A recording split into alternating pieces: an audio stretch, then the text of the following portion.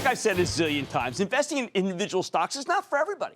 And until you saved up at least $10,000 in your 401k or IRA, you really got very little business owning anything other than an index fund, because that's the only real way you can get that diversification that you need until you have more money to work with. Typically, I recommend going with an index fund or an ETF that mirrors the S&P 500. But there are now other options if you're willing to do a bit more homework that seem very enticing to me. For example, Kevin O'Leary, the investor/entrepreneur whom you've probably seen on Shark Tank right here on CNBC, has partnered up with the FTSE Russell to create a suite of rule-based ETFs, including an ETF that contains only the highest quality dividend stocks in the S&P 500.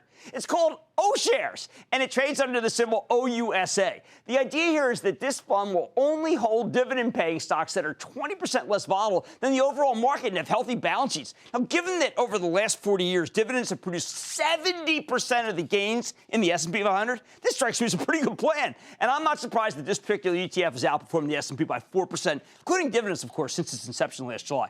So let's take a closer look with Kevin O'Leary, a.k.a. Mr. Wonderful, hero to many, to find out more about his new rule-based ETFs, his broader view for 2016, and let me just add, maybe he'll give us some much-needed dose of optimism about the business world in general, maybe your ability to actually make money in particular, either through the market or through inventions like the fabulous ideas we hear about regularly on Shark Tank. Mr. O'Leary, it is a great pleasure to have you on Mad Money. Good to see you. Have a seat. Thank you very much. Well, first, let's cut right to the chase. We started the show by talking about how, look, if you're going to freak out about Asia and because of North Korea, and you're going to say, listen, I got to sell everything, that may be the wrong way to go. And I'm going right to you. Am I right that that may be the wrong thing to do? Listen, I think you're absolutely right. What happened today with North Korea, or over the weekend, is, of course, another test.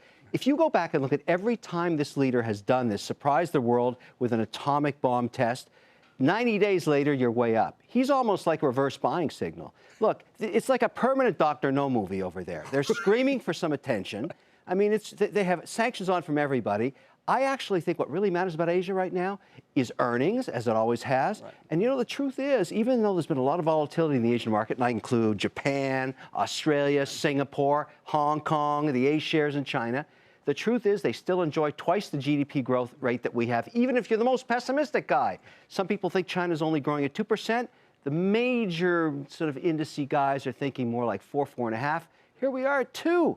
You got to have a little allocation over there, Jim. Well, I heard you today, and I've been listening. I know that you think there are actual Asian securities to buy, and you also like Europe. I do. You know, Europe outperformed us big time last year. So when I built my ETF company, I made sure that we took the same rules that we applied that you just talked about stateside. We did it over in Europe, too. Large cap, dividend payer, 20% less volatile. And, of course, what I love is free cash flow coming back at me in a dividend. I only own dividend-paying stocks for a good reason. That's where the returns come from. And what I liked about what you're doing is that you actually have done the homework. I always want people to do the homework, but if Kevin O'Leary's doing my homework and he's put together something that's diversified that gives me dividends, I feel safe to recommend that. Well, thank you. And here's how it happened. I love ETFs. They're low cost. They're efficient, right? So there's about 50 of them that pay dividends, all first generation. In other words, market cap weighted. That means a name like Apple can end up being 15% of what you own. Yes. That breaks my #1 rule about diversification. I only want to own 5% of any one name. So I went to FTSE Russell guys and said, guys, look, help me. I have a problem just for my own family trust. Help me build a new indice, rules-based, that really looks at volatility, quality of cash flow, and keeps me at 5% max on a name, 20% max on a sector. They said, hey, no one's done that yet. We'll do it for you. That's the genesis of O-Shares. I'm very proud of them, Jim. You should be. And I think a lot of people have to recognize that some stocks go up so much they become too big part of a portfolio. And in a passive fund, there's nothing you can do. But what you've done is actually set rules up ahead. Yeah. So it's not going to happen. Because when Apple, for example, I used to own Apple in OUSA. In September, when they started layering on debt, trying to repatriate all that cash, with our crazy tax system, they issue bonds, move the cash back. That tripped one of our covenants. And we sold it, thank goodness, and we picked up Microsoft instead. That really helped OUSA. Oh, absolutely. Microsoft bottomed right when China bottomed. And nice dividend yield there, Jim. Microsoft's doing great. Now, we've got a lot of young people watching. Mark Zuckerberg said something yesterday. He said he wanted women, girls, to be able to be more inventors. They should be talking. They should be nerds.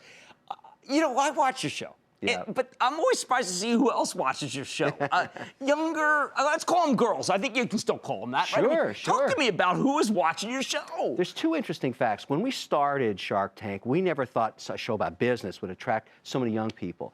Right now, one of our fastest growing demographics are 9 to 18-year-old women. 9 to 18. They mature faster at that age. They're really loving business. They watch the show. I get thousands of emails. But here's the real kicker for me. We're going into season 8, Jim. We've been on a long time now. And by the way, you've been on 10 years. Congratulations. Thank you, buddy. You're rocking it, too. Thank So listen to this. Last year, PwC, my audit firm, said, why don't we check it and have a look at all these ones? I've got over 30 deals now. Which one of your private deals are working? Which ones aren't? And they did a study based on the ones that were actually successfully returning capital, all right? Get this. Not some of my returns. All of my returns are coming from companies led or owned by women. Oh, I love that. I mean, I got two daughters. Happening? I got 2 daughters. Why is that happening? Why is that happening? Better time management skills, lower risk profiles, really goal objectives. You know that expression, you want something done, give it to a busy mother? Hey, it works. It's true. So now when you show me a deal run by a woman, I'm there. I'm there. Why? I'm not trying to be sexist. I'm trying to make money. Women kill it in business. They kill it in business. I love it. Okay, look, let's end on an optimistic note. I mean, you're a person who's seen ups and downs and whatever. But we got a lot of gloomy people on TV, and it's starting to kind of bug me. Sure. Give me a dose of something else. Well, look, one of the things that's been driving everybody down, and particularly the end of last year, was this price of oil issue, which again went down 4 or 5% today. Right. Here's the way to look at that. I know it's bad for that sector. Grown men are weeping. I get it. Oil's going to 25. I get it. But what about the other 9 sectors of the economy that now have the lowest input costs they've ever had? So I'm saying to everybody, look, it's terrible for oil. I get it. It's 70% of the S&P. I get it. This earnings season we're about to hit, Jim, I think we're going to get 5 to 6% growth ex-oil, ex-energy.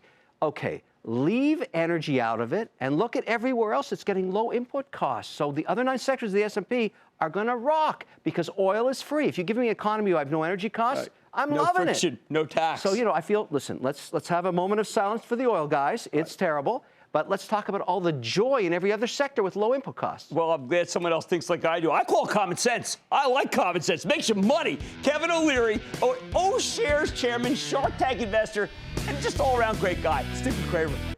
Booyah! Jim Cramer here from Mad Money. Thanks for watching CNBC on YouTube. Click here to subscribe and get the jump on my exclusives with CEOs, plus market news, investing advice, and a whole lot more.